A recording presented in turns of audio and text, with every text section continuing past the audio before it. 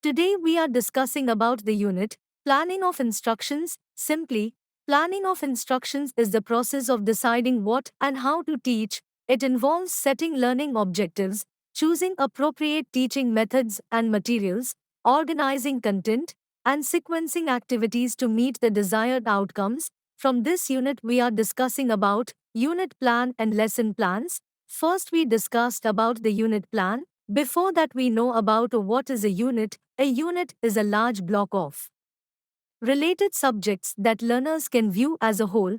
Units may contain subunits or topics that share a common theme. Then the unit plan helps break up the year's work into small sections which students can understand and overview. Then move on to the next slide, that is the steps involved to prepare a unit plan. First one is subject, then standard, unit, time in class periods. These are the preliminary details involved in the unit plan. Then next is the content overview. It provides a summary of what will be covered in the unit. It typically includes the main topics or themes, key concepts about the unit. Prerequisites refer to the knowledge, skills, or experiences that students should have before beginning the unit. These prerequisites are important because they help ensure that students are adequately prepared to engage with the new material. Next is curricular objectives. Curricular objectives in a unit plan are clear statements that describe what students are expected to learn and be able to do by the end of a specific unit of instruction. Then the 7-column format includes the subunits, objectives, ideas or concepts, process skills, activities, materials required and products. And the last is home assignments. Home assignments are tasks or activities that students are expected to complete outside of the classroom. Next we move to the lesson plan. A lesson plan is a detailed guide that teachers use to help them teach a particular lesson. First we discussing about the need of lesson planning, makes instruction regular, well organized and systematic, which will assure discipline in the class. It will enhances the self-confidence and self-reliance of the teacher, and it will ensures the continuity of the lesson. Also it will ensures appropriate use of aids at the appropriate time. It prevents wastage of time. It ensures proper assignment according to the mental level of the students. Overall, it will help to evaluate the effectiveness of teaching. Then next is the stages of lesson planning.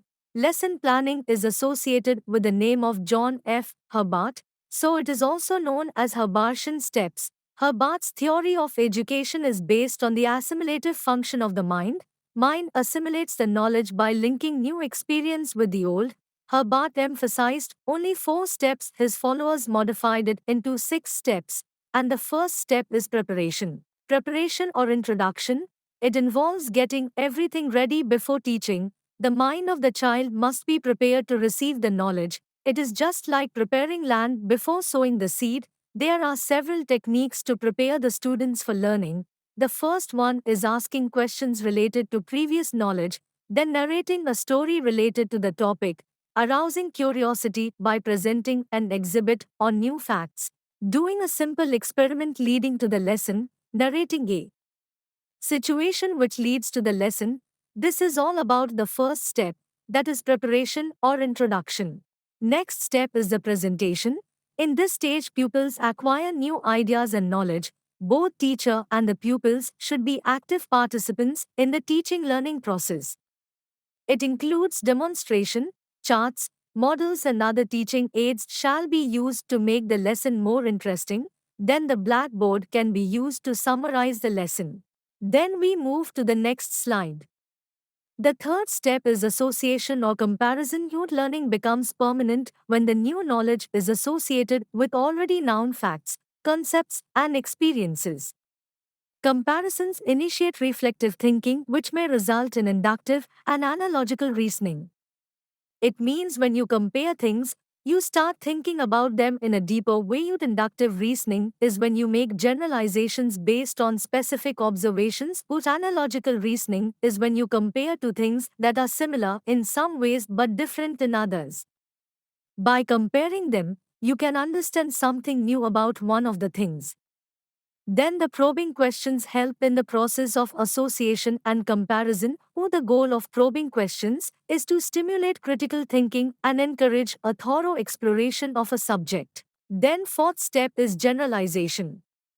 Generalization is the process of abstraction.